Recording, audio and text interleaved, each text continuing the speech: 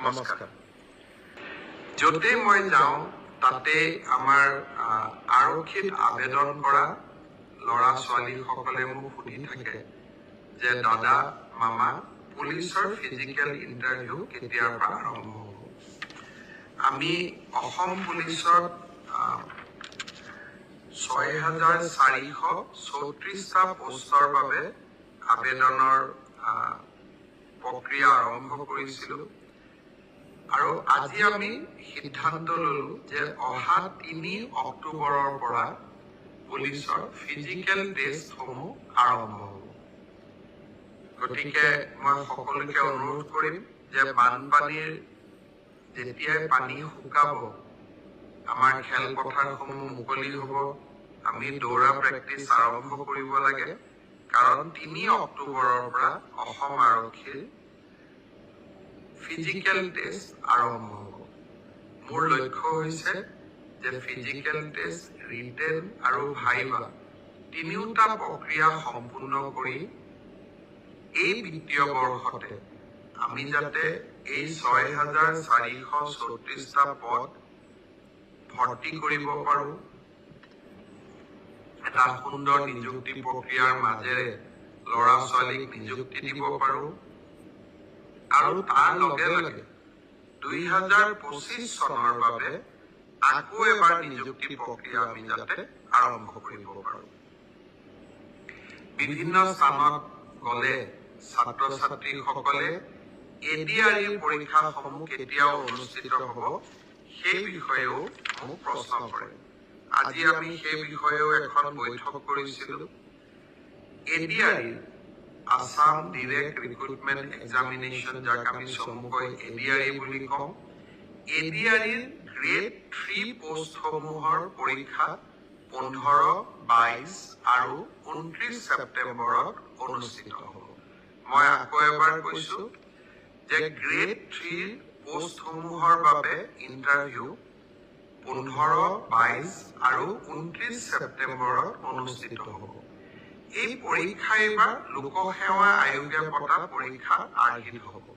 প্ৰথমতে প্ৰিলিমিনাৰী পৰীক্ষা হ'ব, তাৰ পিছত মেইনছ হ'ব আৰু মেইনছৰ পিছত আমি ভাইভা প্ৰক্ৰিয়াৰ মাজেৰে আমি সমগ্ৰ ইণ্টাৰভিউ প্ৰক্ৰিয়াটো সমাপ্ত কৰিম।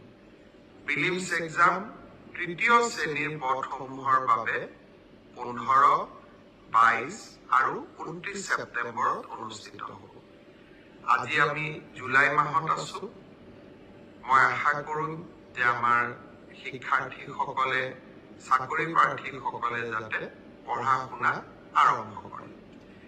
ঠিক সেইধৰণে চতুৰ্থ শ্ৰেণীৰ বাবেও আমি একেটাই ব্যৱস্থা হাতত ল'ম। প্ৰথমতে প্ৰিলিমছ, তাৰপিছত মেইনছ আৰু তাৰপিছত ভাইভা অৱস্থি। গ্ৰেড 4 বা চতুৰ্থ শ্ৰেণীৰ পদৰো প্ৰিলিমছ 20 আৰু 27 অক্টোবৰত অনুষ্ঠিত হ'ব। আমাৰ গ্ৰেড 3ত প্ৰায় 7,500 পোষ্ট আছে আৰু গ্ৰেড 4ত প্ৰায় 4,500 বা আৰু অলপ 100-200 বেছি, ইমানখিনি আমাৰ পোষ্ট খালী হৈ আছে। এটা স্বচ্ছ নিযুক্তি প্ৰক্ৰিয়াৰ মাজেৰে আমি এই পদখিনি পূৰণ কৰিম। এলিমেণ্টাৰী এডুকেশ্যন, প্ৰাথমিক শিক্ষা বিভাগৰ শিক্ষকসকলৰ নিযুক্তিৰ প্ৰক্ৰিয়াও খুব সোনকালে আৰম্ভ হ'ব। অৱশ্যে ছেকেণ্ডাৰী এডুকেশ্যনত আমাৰ অকণমান সময় লাগিব, কাৰণ প্ৰথমবাৰৰ বাবে অসমত আমি গ্ৰেজুৱেট টিচাৰ মেথছ বুলি এটা নতুন পদ সৃষ্টি কৰিব খুজিছোঁ। আমাৰ স্কুলবিলাকত, হাইস্কুলবিলাকত ইমান দিনে গ্ৰেজুৱেট টিচাৰ ছায়েন্স আছিলে, মেথছৰ বাবে সুকীয়া শিক্ষক নাছিলে। যোৱা কালি শিক্ষা বিভাগৰ লগত মই বহু দেৰি বহিছিলোঁ আৰু আমি এটা সিদ্ধান্ত লৈছোঁ যে আমাৰ হাইস্কুলবিলাকত গ্ৰেজুৱেট টিচাৰ মেথছ বুলি এটা সুকীয়া পদ হ'ব লাগে, যাতে গণিতৰ ওপৰত আমি একোজন শিক্ষক নিযুক্তি দিব পাৰোঁ। গণিতৰ শিক্ষক নোহোৱা বাবে আমাৰ স্কুলসমূহত শিক্ষা ব্যৱস্থাত বহুত জটি পৰে। শিক্ষা বিভাগে কেইবা হাজাৰো, বিশেষকৈ প্ৰথম অৱস্থাত প্ৰায় 2000 গণিত শিক্ষকৰ পদ সৃষ্টি কৰিব লাগিব। সেয়েহে মাধ্যমিক শিক্ষকৰ নিযুক্তি প্ৰক্ৰিয়াটো এমাহ বা 2 মাহ পিছত আমি আৰম্ভ কৰিম।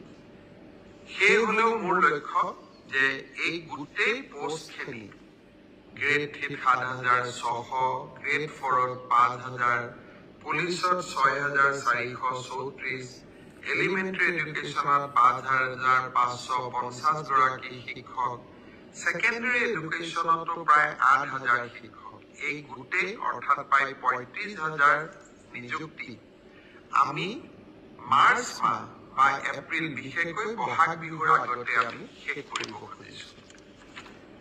ছাত্ৰ ছাত্ৰীসকল, যুৱক যুৱতীসকল, নিকা নিযুক্তি মোৰ দায়বদ্ধতা আছিল। বহু সময়ত বহুতে কয় যে মেৰিটত নিযুক্তি পাইছো, চৰকাৰক কিয় খাতিৰ কৰিব লাগে। পংকিলতাৰ দিনত ৰাজনৈতিক দৃষ্টিৰ পৰা আঁতৰি মেধাৰ ভিত্তিত নিযুক্তি দিয়া সিদ্ধান্তই ৰাজনৈতিকভাৱে আমাক কৰবাত বহুত ক্ষতি কৰে।